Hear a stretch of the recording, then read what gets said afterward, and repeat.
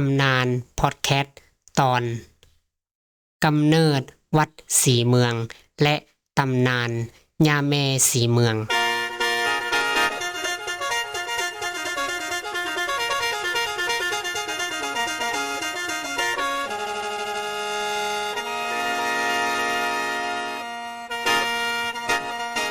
สบายดีทุกท่านยินดีต้อนรับเข้าสู่รายการตำนานพอดแคสต์มื้อนี้พวกเราจะพามารู้จักกับสถานที่ศักดิ์สิทธิ์ที่เป็นศูนย์รวมจิตใจของชาวนครหลวงเวียงจันทน์และมีประวัติศาสตร์อันยาวนานกว่า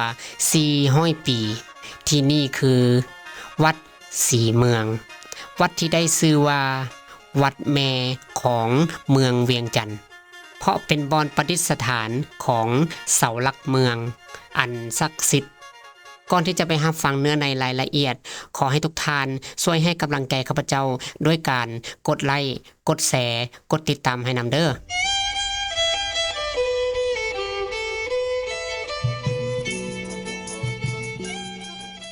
วัดสีเมืองสร้างขึ้นในปีคศ1563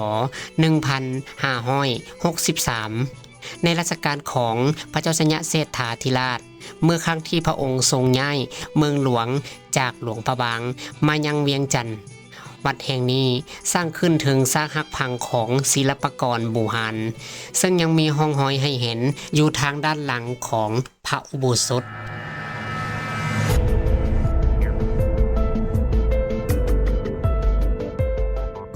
จุดที่สำคัญและเป็นเรื่องเล่าที่สืบต่อกันมาอย่างนักแน่นที่สุดคือตำนานของนางสีหรือย่าแม่สีเมือง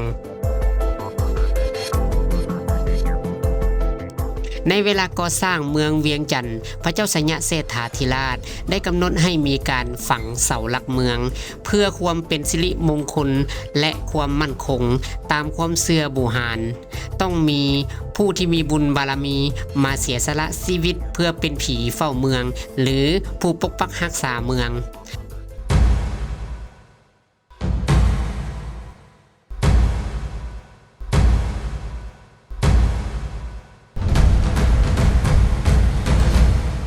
ในขณะที่ทางการได้ตีข้องห้องเปล่า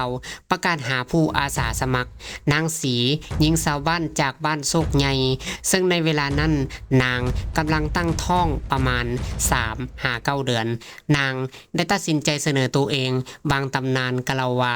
นางน้อยใจสามีตัวเองที่บ่ค่อยฮักใครและห้ามบ่ให้นางออกไปไสนางจึงตัดสินใจแบบนี้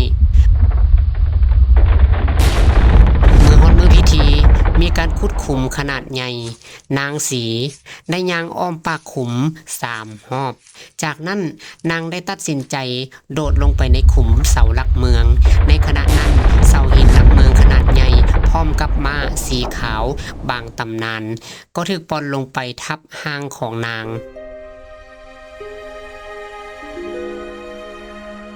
หลังจากนั้นอีก100 มื้อขุมดังกล่าวก็เต็มไปด้วยสิ่งมหัศจรรย์และมีเสาหลักเมืองโผล่ขึ้นมาการเสียสละของนางสีเฮ็ดให้นางกลายเป็นวิญญาณที่ปกปักรักษาเมืองเวียงจันทน์ที่ชาวลาวให้ความเคารพนับถืออย่างสูงสุดมาจนถึงปัจจุบัน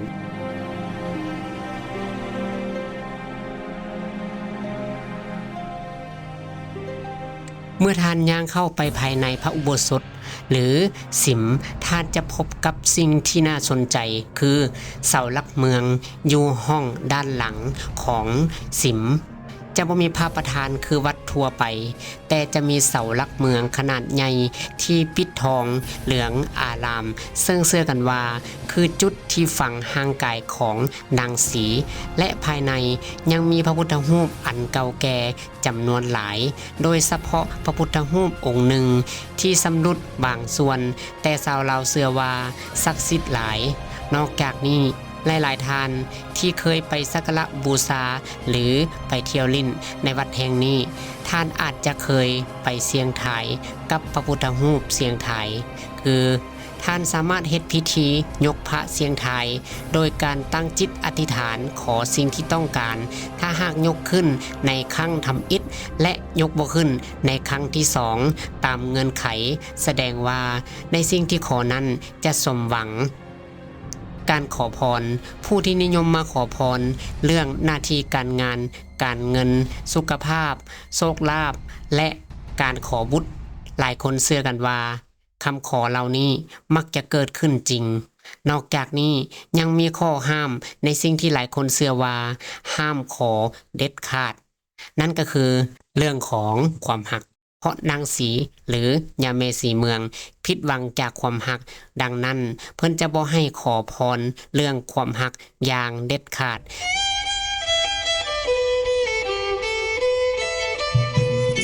สำหรับท่านใดที่จะมาเยี่ยมยามมาเที่ยวลิ่นหรือสักการะบูชาต่างๆควรแต่งกายให้สุภาพสำหรับผู้หญิงแนะนำให้นุ่งผ้าสิ้นเพื่อเป็นการเคารพสถานที่และวัฒนธรรมลาวและวัดนี้เปิดให้เข้าชมทุกมื้อตั้งแต่เวลา 8 โมงเช้าจนถึง 5 โมงแลง